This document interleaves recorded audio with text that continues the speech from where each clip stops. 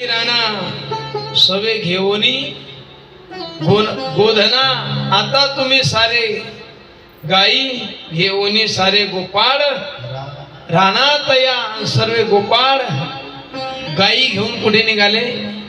रानात निघाले. रानात सर्व गाई गोपाळ रानाच्या दिशेने निघाले. झुंडाच्या झुंडा काय गाई चाराया रानात गेला रे. भगवान परमात्मा गाई चाराया रानात गेला रे माझा गोपाळ. किंवा गाई चालल्या वनाप्रती आणि भगवान परमात्मा गाई चारण्याकरता यमुनेच्या तीरावरती गेले महाराज. भगवान परमात्मा गाई चारण्याकरता गेले. इकडे गोपींचं मात्र चित्त लागत नव्हतं. सर्व यांचं चित्त भगवान परमात्म्याच्या काय चिंतनामध्ये तल्लीन होतं. गवळणी काम धंदा करायच्या परंतु चिंतन मात्र कन्हैयाचं. भगवान परमात्म्याचं ध्यान यांना लागलं. भगवान परमात्मा गाई चारायला जायचे आणि त्या ठिकाणी गाई चारण्याकरता गेल्यानंतर भगवान परमात्मा सुंदर असा वेणू त्या ठिकाणी वाजायच्या. भगवान परमात्मा मृदू मधुर मधुर वाजवितो वेणू. भगवान परमात्मा वेणू वाजवायचे, सुंदर अशी बासरी वाजवायचे.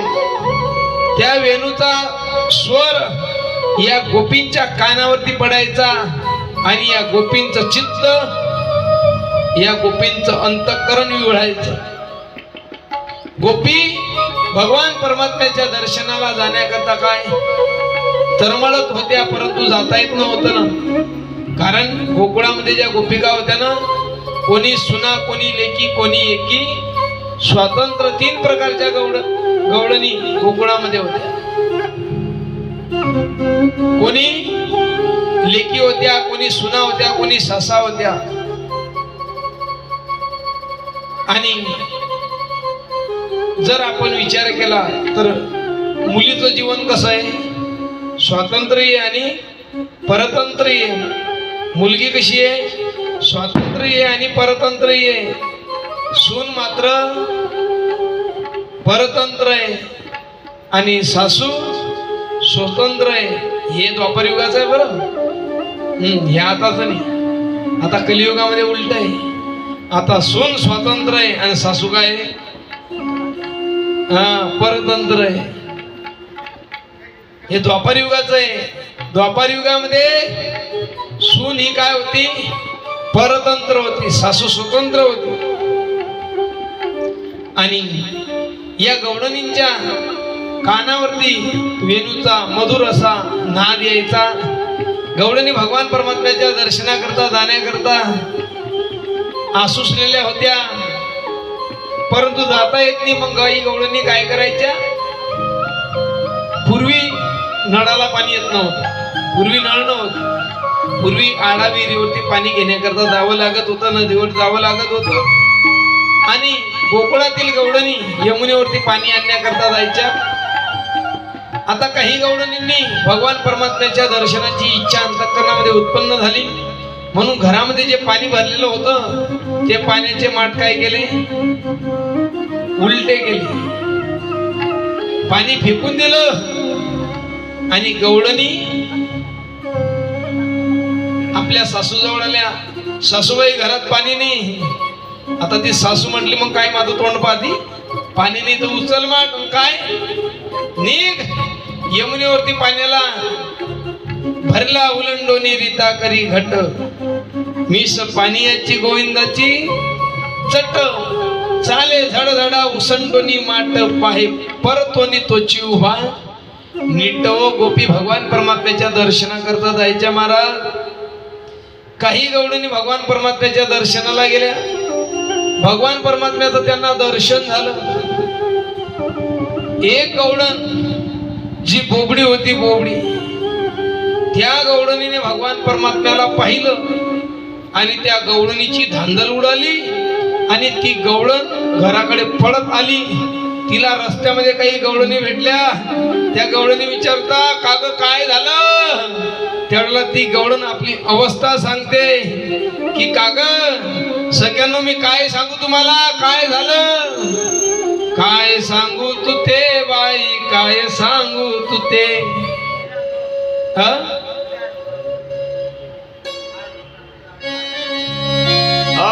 काय सांगू तुझे बाई काय सांगू तुझे काय सांगू तुझे म्हटली अगं काय सांगू तू ते बाई काय सांगू तू ते जात होते यमुना पानिया वाटेत भेटला सावला दोईवल टोपी मैल पुच्छाची खांद्यावली कामला काय सांगू तू ते बाई काय सांगू तू ते ती गवळण म्हटली मी पाणी घेण्याकरता जात होती परंतु मध्येच मला तो कन्हैया भेटला आणि मग त्या कन्हैयाने काय केलं त्याने माझी केली तवाली मग मी तेथून पलाली पलता पलता घातून पलली दोहीची घागल फुटली काय सांगू तू ते बाई काय सांगू तू ते ती बोबडी होती ना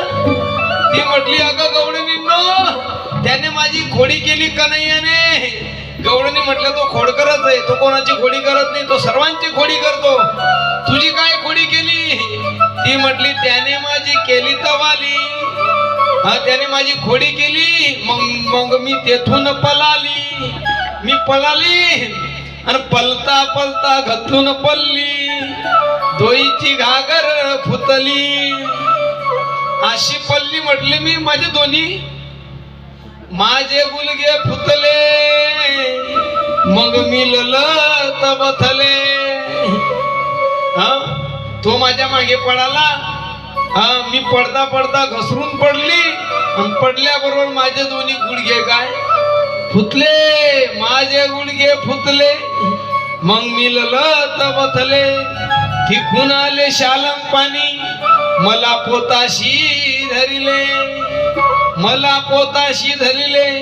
माझे समाधान केले निवृत्तीचे कृपे हे सुकन्यान देवाला झाले ती गवलन म्हटली अशी त्याने काय केली माझी अवस्था केली त्या गवळणीने काय आपल्याला झालेली फसगत त्या ठिकाणी गवळणी समोर प्रतिपादन केली त्या गवळणी म्हटल्या कुकडे तो दाखवा मला आणि मग त्या गवळणी भगवान परमात्म्याला पाहण्याकरता निघाल्या भगवान परमात्म्याचं दर्शन त्या गवळणींना झालं आणि भगवान परमात्म्याचं दर्शन झालं आणि दर्शन झाल्यानंतर त्या गवळणी आपल्या घराचा घरी जाण्याचा रस्ता विसरल्या तू गोरा म्हणतात मैं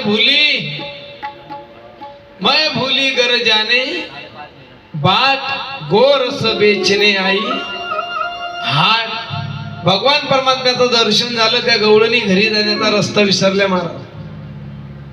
महाराज म्हणतात हरपला देह भाव हरपल्या भगवान परमात्म्याला पाहिल्याबरोबर संसार विसरले त्यांची भगवत स्वरूपाकार वृत्ती झाली भगवान परमात्म्याचं दर्शन झालं आणि गवळणी भगवान परमात्म्याच्या दर्शनाला येऊ लागल्या भगवान परमात्मा बासरी वाजवायचे वेणू वाजवायचे गवळणी घरी घरकाम धंदा करत असायच्या देवभान हरपायचे आणि भगवान परमात्मा गायी चारण्याकरता दररोज रानामध्ये जायचे भगवान परमात्मा रानामध्ये जायचे गायी चारायचे त्या ठिकाणी खेळ खेळायचे अनेक लीला भगवान परमात्मा करू लागले एके दिवशी धेनुकासूर भगवान परमात्म्यावरती धावून आला हा धेनुकासूर गाढवाच्या रूपात होता हा धेनुकासूर कन्हैयावरती धावून आल्याबरोबर बलराम दादाने या धेनुकासुराचे पाय पकडले आणि गर गर गर गर फिरवला आणि जमिनीवरती आदळला धेनुकासूर गतप्राण झाला सर्वांनी बलराम दादाचा जय घोष केला बलराम दादा की जय आता हा धेनुकासूर गाढवाच्या रूपात होता वरी झेला हातीचा गमावे तो पाठीमे खाये टोला विट्टी दांडू चेंडू लगोरी नाना परी खेळ मांडलेला यमुनेच्या तिरी भगवान परमात्मा खेळ खेळू लागले. खेळ खेळत असताना भगवान परमात्म्याने जो चेंडू होता तो चेंडू यमुनेच्या डोहामध्ये कालिया नावाचा काय राहत होता, सर्प राहत. त्या डोहामध्ये हा कालिया राहत होता. त्या डोहावरून कोणी पक्षीही उडत नव्हता, कारण त्या डोहाचं पाणी काय झालं होतं, विषारी झालं होतं. यमुनेच्या तीरावरती जे वृक्ष होते ते काय कोरडे पडले होते. गुरं तिकडे पाणी पिण्याकरता जात नव्हते. अशी बिकट परिस्थिती होती. आणि भगवान परमात्म्याने ठरवलं आता कालियाचं काय करायचं, या ठिकाणावरून हाकलपट्टी करायची, कालियाचं मर्दन करायचं. आणि म्हणून भगवान परमात्म्याने खेळण्याचं काय केलं, निमित्त केलं. खेळता खेळता भगवान परमात्म्याने यमुनेच्या डोहाच्या दिशेने, ज्या डोहामध्ये कालिया राहत होता त्या डोहामध्ये चेंडू फेकला, मुद्दाम फेकला. आता तो चेंडू होता पेंड्याचा. पेंड्या रडायला लागला, कितना आपला चेंडू दे. हाही बोबडा होता जरासा. हा म्हटला कितन्या, तू काही कर पण आपला चेंडू दे. बाकीचे गोपाळ म्हटले, अरे पेंड्या, अरे तुला माहिती नाही का यमुनेच्या डोहामध्ये कालिया राहतो, तुझा चेंडू गेला तर गेला, आपण घरी गेल्यानंतर दुसरा करू. त्यावेळेला का रबराचे चेंडू होते का, नाही, त्यावेळेला चेंडू कोणते होते, पूर्वीचे चेंडू. एक असा गोल दगड घ्यायचा, त्याला काय फळके गुंडाळायचे, नाही तर कागद गुंडाळायचे, आणि मग तो चेंडू काय चेंडू फडी खेळायचे. आबाधबी म्हणतात त्याला. हा, तो चेंडू काय ज्याच्या पाठीत बसला तो उठतच नव्हता मारा. ते का आताचे पोकळ चेंडू होते, असे पूर्वीचे चेंडू आबाधबी. तो चेंडू होता पेंड्याचा. पेंड्या म्हटला आपला चेंडू आपल्याला पाहिजे. कृष्ण म्हटले भगवंताला इथेच पाहिजे होता ना. भगवंत म्हटले आता आणतो तुझा चेंडू, आरडाओरडा करू नको. आणि भगवान परमात्मा यमुनेच्या तीरावरती एक उंच असा वृक्ष होता. त्या वृक्षावरती भगवान परमात्मा चढले आणि भगवान परमात्म्याने यमुनेच्या डोहामध्ये उडी घेतली. भगवान परमात्म्याने यमुनेच्या डोहामध्ये उडी घेतली. सर्वीकडे हाहाकार झाला महाराज. गोपाळ आरडाओरडा करू लागले, रडायला लागले. काही गोपाळ धावत धावत यशोदेकडे गेले आणि सांगता, आई तुझा कन्हैया यमुनेच्या डोहामध्ये काय बुडाला. यशोदे तुझा ग काना, यशोदे तुझा ग काना. रडायला लागली, आरडाओरडा करते. सर्व गोकुळ, त्या गोकुळामध्ये चर्चा सुरू झाली. वाऱ्यासारखी बातमी पसरली. सर्व गोकुळ यमुनेच्या तीरावरती काय आलं महाराज, धावून आलं. सर्व विलाप करताय की आता कन्हैयाचं काही खरं नाही. कारण त्या डोहामध्ये कालिया नावाचा काय आहे सर्प आहे, तो फार काय होता, विषारी होता. सर्व विलाप करताय. यशोदा माता त्या ठिकाणी आरडाओरडा करू लागल्या, रडायला लागल्या. यशोदा माता म्हटली, सोडा मला, जाऊ द्या, मला जिवंत राहायचं नाही.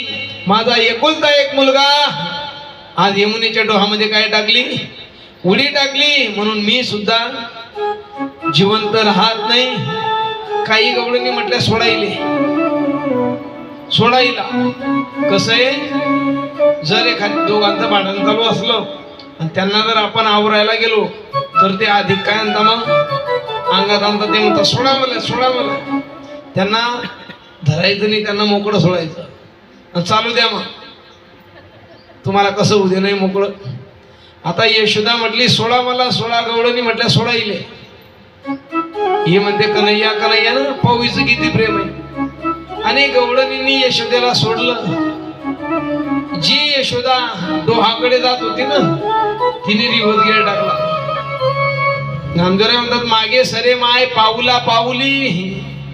हा, देवाची माय सुद्धा मागे काय सरू लागली. मग देवाची माय मागे पाऊल टाकते, मग आपली माय पुढे टाकीन का, नाही महाराज.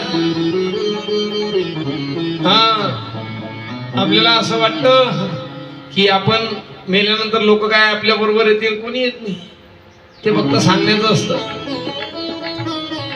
यशोदा माता मागे पाऊल टाकते, मागे सरे माय पाऊला पाऊली, देवाची माय मागे सरली.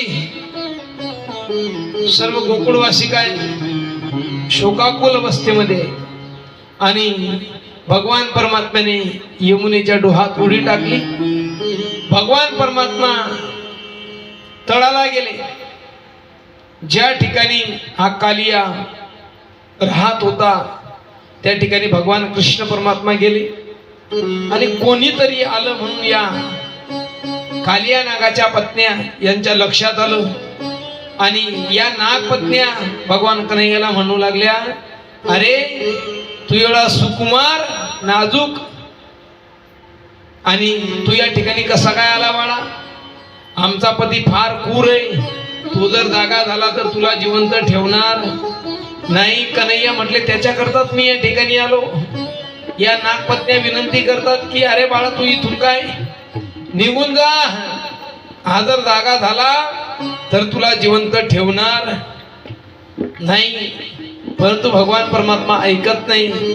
भगवंत म्हटले मी जाणार नाही, आणि भगवान परमात्म्याच्या बोलण्याचा आवाज या कालियाच्या काय कानावरती गेला, आणि कालिया जो झोपलेला होता तो काय झाला, जागा झाला. कालिया जागृतीमध्ये आला, फुसकारा टाकू लागला.